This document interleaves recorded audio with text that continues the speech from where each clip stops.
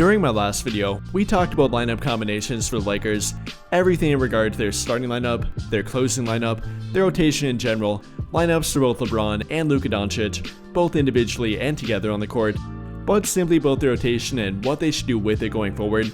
And one big takeaway I had from that about the comments that some people made about it was how many people think they have a bad defense and not a good defense if they don't have a center on the court.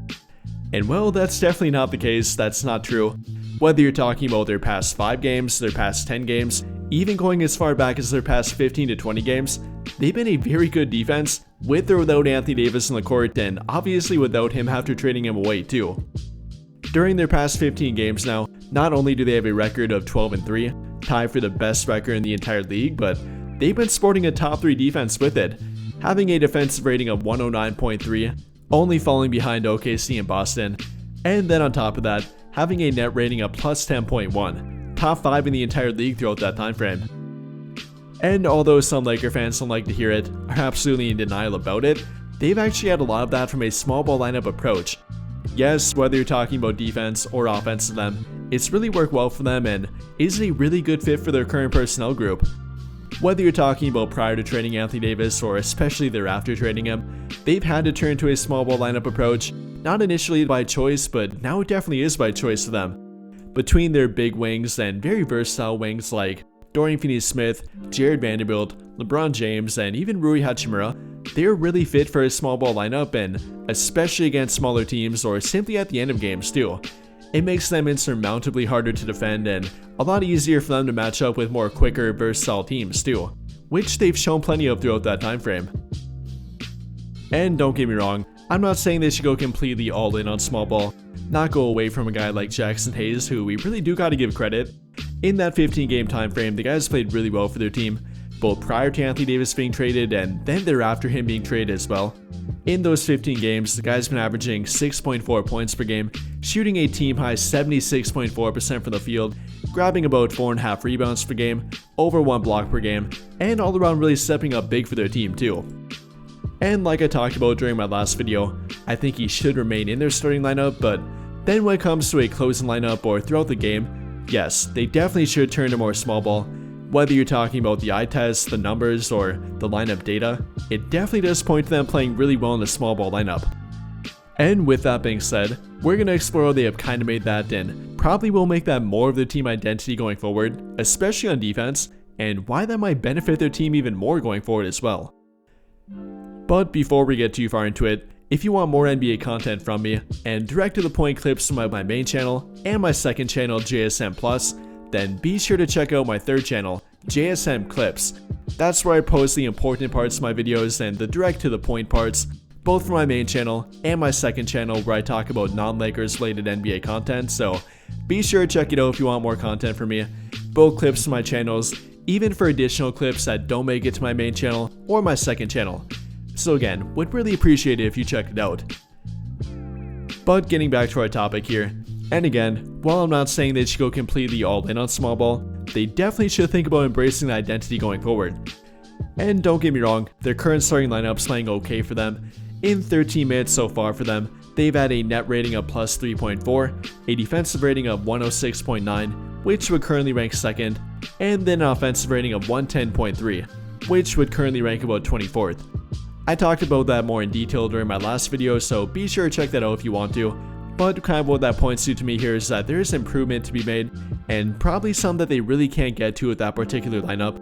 I've talked about making a change from Rui Hachimura to Dorian Finney-Smith, give them a little bit more balance both offensively and defensively, what they need in regard to 3-point shooting and an off-ball catch-and-shoot guy, and then defensively, a more versatile defender, but there's only so far they can get with that kind of lineup that they really can't get to by replacing a guy like Jaxson Hayes, then going with a lineup of Rui Hachimura, Dorian Finney-Smith, LeBron James, and Luka Doncic. That's the lineup that would give them more versatility and a lot of the similar size and length without Jaxson Hayes. Whether you're talking about offense or defense, definitely can't really get that with a more true limited center like a Jaxson Hayes, Alex Len, Christian Koloko, or Trey Jemison.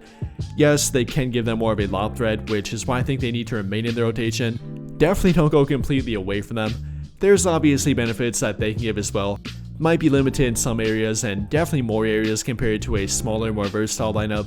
but obviously things that they can give them that other players really can't give them, whether it be a lob threat, a little bit more rim protection, or simply a better matchup for bigger teams or whatever matchup you might be talking about. Yes, there definitely is a time and place for them that they will and probably should be on the court for them. Obviously don't go completely away from them,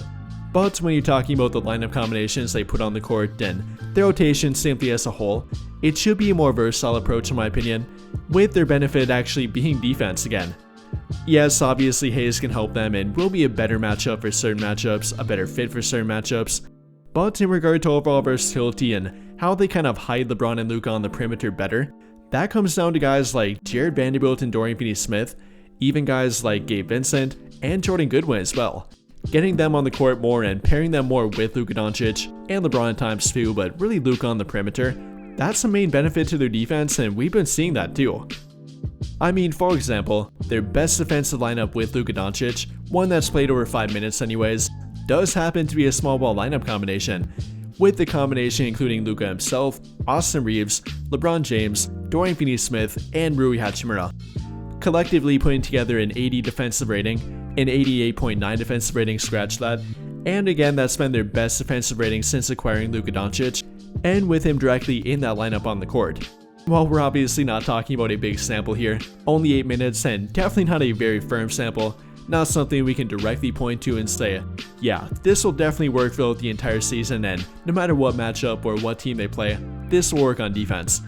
But what we can point to here is that a small ball lineup works for them, not really even that small of a lineup if we're being honest, having 4 guys between the height of 6'7" and 6'10", so not really small despite not having a true center quote unquote. They can work with that. They're probably better suited for more versatility on defense rather than simply relying on a lone rim protector behind them, and I think that is what that's pointing to here of them.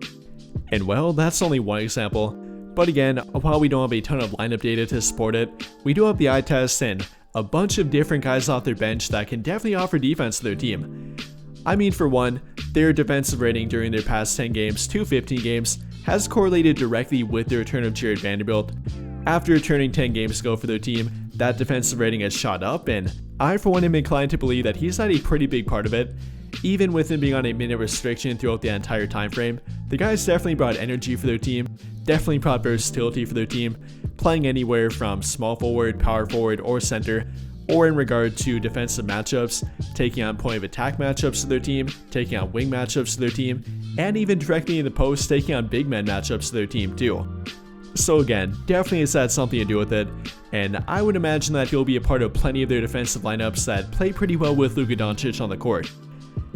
And then on top of that, a guy like Gabe Vincent really playing well for their team lately. You know, he's played well on defense throughout the entire season, despite some fans not wanting to give him credit. But now that the 3-point shooting has been coming with it, with him shooting about 40% during the past 2 to 3 months now, he's definitely become more viable and for pretty much every lineup they can put on the court. Whether you're talking about pairing directly with Luka Doncic or Luka Doncic and LeBron on the court, that can be a good fit. He can cover up for Luka Doncic on defense, and that's why some of you have been mentioning putting him in their starting lineup, and I'm not entirely opposed to that. Whether you're talking about that or simply a rotation lineup throughout the game, I'm definitely in favor of it and want to see more of it going forward for their team. And then can't forget about a guy like Jordan Goodwin, you know, a newer addition to their team, currently being on a 2-way contract, but definitely finding a way to make a name for himself, especially on defense. And pairing him with a guy like Luka Doncic, maybe not the best catch and shoot option for him, but definitely a guy that can help cover up for Luka on defense too. But even apart from quote unquote covering up for Luka Doncic on defense, which yes is a real thing sometimes, albeit not all the time, he's actually played fairly good on defense after coming to their team, but yes, can be a real thing at times. But the main point here to me is simply the defensive firepower coming off their bench. I mean, talking about guys like Dorian Finney-Smith currently, obviously a very versatile defender for their team, but then with guys like Jared Vanderbilt and Jordan Goodwin, that's been a ton of fun to watch coming off their bench, bringing a ton of energy on defense, really wreaking havoc on defense, defensive playmaking for their team, a ton of deflections, a ton of steals, and simply fighting for the loose balls. That's a really good indication of their defense and what they can be going forward after the All-Star break. I think that top 3 defensive rating is not a fluke, and with guys like Vanderbilt and Goodwin, Gabe Vincent, and even guys that don't really play that much like Cam Reddish, they have a ton of defensive firepower coming off their bench, and that's becoming part of their team identity, which has translated to a more small, versatile lineup compared to a more big one. Again, I don't want the takeaway from this being, oh, JSM loves small ball, hates centers, wants their defense to fail, and is talking a bunch of nonsense here. I'm simply presenting the data, what I've seen during their past 15 games, and how they put together that top 3 defense in that time frame. And well, in my opinion, a whole bunch of it has been more versatility, a smaller direction for their team, which again really is not that small in my opinion, bigger wings, and just not simply a true center on the court, which again some people don't like, but I think it's been working for their team. They played well with it, both offensively and definitely defensively, and they probably will continue to trend in that direction going forward. But with that being said, what do you guys think? How have you felt about their direction and really trend on defense lately, with it being in a smaller approach? Do you like it? Do you think they should do more of it? And how do you think it should affect the rotation and overall lineup going forward? Let me know your thoughts in the comments down below.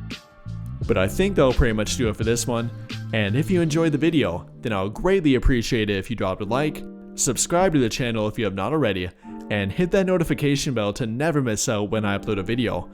But as always, thank you for watching and have a great day or night.